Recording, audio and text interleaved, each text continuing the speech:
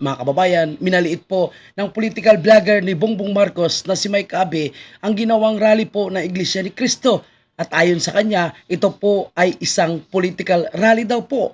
Na tila ba inaakusahan na rin nitong si Mike Abe na ang rally ng Iglesia ni Cristo ay politika ang purpose at hindi para sa kapayapaan.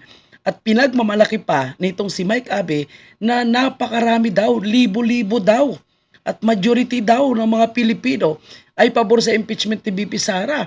At ang sabi niya, nagkakaisa na daw po ang Pinklawan, Dilawan at mga loyalista. At syempre, kasama ang mga komunista. Okay? So ang titingnan natin mga kababayan, itong si Mike Abe, no, ay ang kanyang diskarte sa pagbablog ngayon ay puno ng kasinungalingan at gusto niya papaniwalain ang kanyang mga tanga na tagasunod at mga followers na ang kanyang sinasabi ay talagang marami ang mga nagrarally daw na mga pro BBM. Pero ilan lang po sila, mga kababayan po natin, na tila ba mas pinagmamalaki niya pa na mas marami ang mga nagrarally na pro-impeachment kay BP Sara kaysa Iglesia ni Cristo. Anong utak mayroon po itong si Mike Abe? Isang bangag na rin po ba ang taong ito? Ito pakinggan nyo mga kababayan. At sa mga miyembro ng Iglesia ni Cristo, pakinggan nyo po yung taong ito.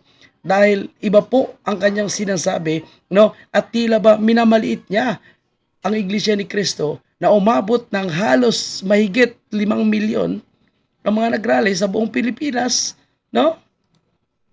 Nagrally sa Luneta. Na akala at paniniwala nating lahat ay peace rally. Pero naging political rally kasi mayroong politikong nagsalita ron na bumatikos sa Kongreso, bumatikos sa in aid of legislation investigation ng Kongreso. So, anong pagbabatikos yung mga ginawa doon? At dapat pinangalanan mo, Mike Abe, no, kung sinong politiko na sinasabi mo. Kasi wala pong kahit sino po, no, na hindi miyembro ng Iglesia ni Cristo yung pinayagang magsalita doon. Walang politiko. At kung tinutukoy mo ay yung mga leader, yung mga tagapagsalita ng Iglesia ni Cristo, so talagang sila ay magsasalita kung ano po, no, yung nararamdaman nila sa ating bansa. Dahil yan po yung purpose ng prayer rally na yan. Kaya ayaw nila magkakagulo. Dahil unang-una, nagkakagulo dahil sa ginagawang pamumulitika ng nasa Quadcom na yan. And which is totoo naman. Di ba? Ha? So sino yung tinutukoy mo, Mike Abe? So parang syukla ka naman na mahilig magparinig. Pangalanan mo kung sinong politiko ang tinutukoy mo na nagsasalita. Hindi yung gawin mo pang tanga ang iyong mga tagasunod at gusto mo pang sila yung hula kung sino yung tinutukoy mo na politiko. Dahil ulang-una, hindi pinapayagan ng Iglesia ni Cristo na magsalita ang sino mang politiko na hindi miyembro ng Iglesia ni Cristo. Yan, Katoliko at iba pang relihiyon sa ating bansa. Piklawan, Dilawan at Marcos Loyalist. Nagkaisa na Or kayo. yung tinuturing natin mga silent majority ng mga Silent majority, yan ba yung 41%? Tapos 200 lang po yung tinanong. Yan ba yung sinasabi mong silent majority? 2,000 lang yung tinanong. So tingnan nyo nga kung nagsanib puwersa ng sinasabi mong simbahan, is ibang grupo ng religion, Pinklawan, Dilawan, no, mga BBM supporters, mga tanga eh.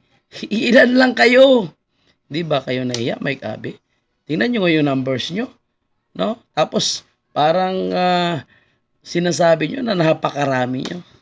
Sino mauuto nyo? Okay sana kung walang video, walang mga picture, no? Pero ilan na kayo? Doon na nga lang kayo pinarali sa kalsada eh. Pilipino ay nagkakaisa na. Ka- Nagkakaisa na sila. Nagkakaisa na, no? Dahil galit na sila sa administrasyon. Yun siguro yung tinutukoy mo. Pero kung nagkakaisa, para suportahan si Bongbong Marcos, ay kasinungalingan yan, Mike Abe. Dahil mismo yung mga Pilipino, no, alam, no, kung anong pahirap ang ginagawa ng amo mo na si Bongbong. Para sa impeachment against Sara Duterte. Nakumbinsi na ang Marcos loyalists, Marcos supporters, Piklawan, Dilawan, followers, at Katoliko at ibang relihiyon. Siyempre, mga Katoliko, ilan lang po yung sinasabi mong nakonbinsi. Yun na po yung mga bayarang pare, no? At mga bayarang rallyista, na sumanib dyan. Pero ordinaryong Pilipino, alam nila yung kanilang ipaglalaban, isang magnanakaw, certified sinungaling, no? Party-party, ang kanilang ginagawa, travel sa ibang bansa. Ang dami nating problema, no? Magawa pa makikiparte sa ibang bansa para sa kasal ng kanilang kaibigan. Wow! Na merong betrayal of public trust, merong pang-aabuso, na wala na ang tiwala ng mamamayan sa Office of the Vice President. At Ha? Walang tiwala daw ang mamamayang Pilipino sa Office of the Vice President. Sinungaling puta. Diba?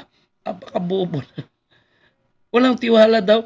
Kayo nga lang kayo yung mga vloggers, no, mga bayarang vloggers, mga bayaran sa Kongreso. Yun po. Yung sumisira ng tiwala ng taong bayan kay Vice President Sara dahil sa kanilang ginawang paninira. Sinong maniniwala yung paulit-ulit na Quadcom, paulit-ulit na hearing, no? Pero ang kanilang issue, paulit-ulit sa confidential fund na matagal na pong sinagot ng Office of the Vice President at gusto pa nilang pangunahan ang Commission on Audit, no, sa kanilang trabaho.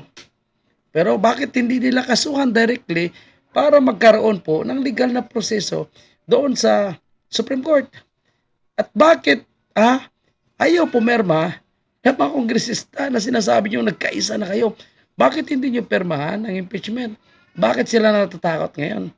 No? Paano mo ipagmamalaki yung sinasabi mo nagkaisa na kayo, no? At minamaliit mo yung rally ng Iglesia ni Cristo?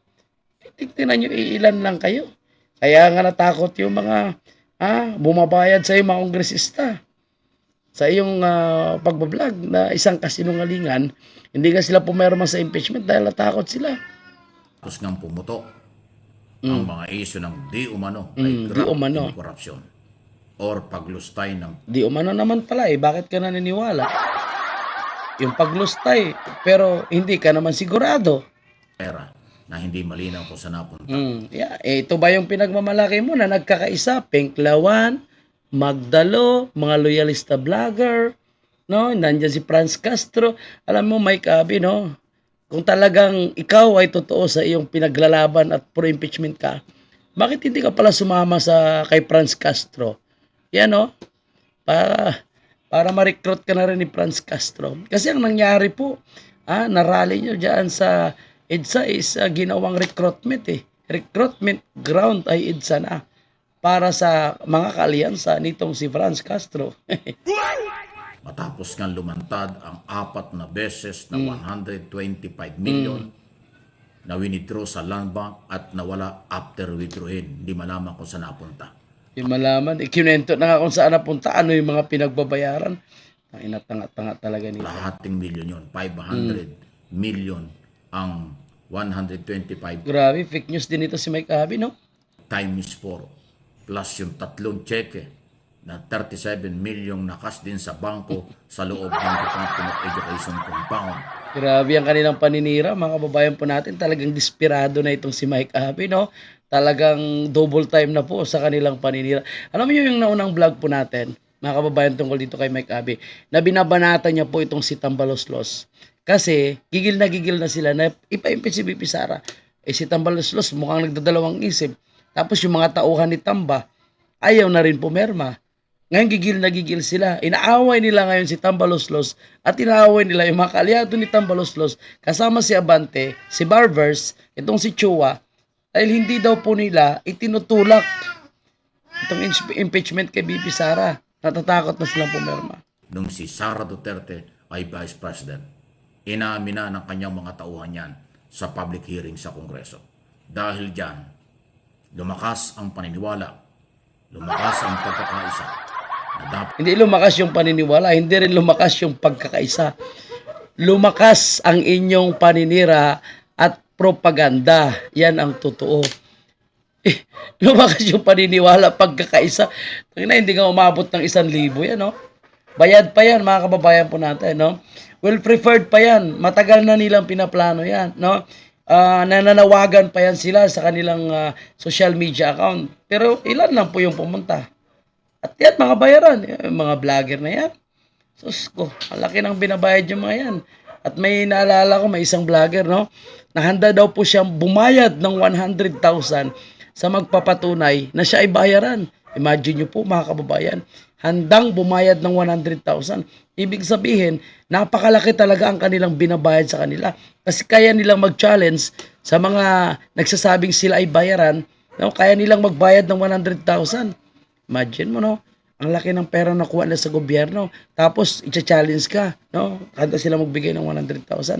Nagpapatunay na malaki talaga ang kanilang nakukulimbat sa administrasyon ni Marcos Jr. sa pamagitan ng kanilang black propaganda, no? At paninira sa mga Duterte. Pero obvious daw magsalita po sila.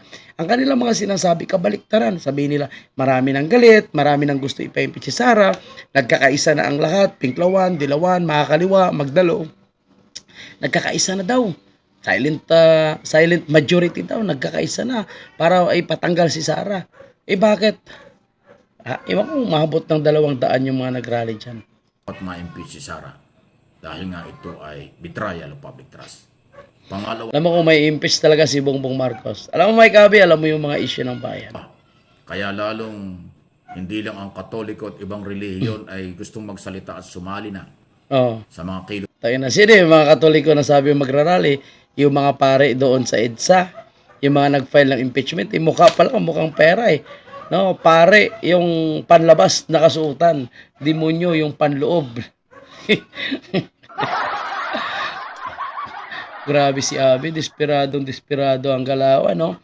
Mukhang malaki yung babayaran sa sasakyan ni Mike Abi, ah. Talagang naghabol, ah. Protesta. Mm, Dahil nga ho, mm.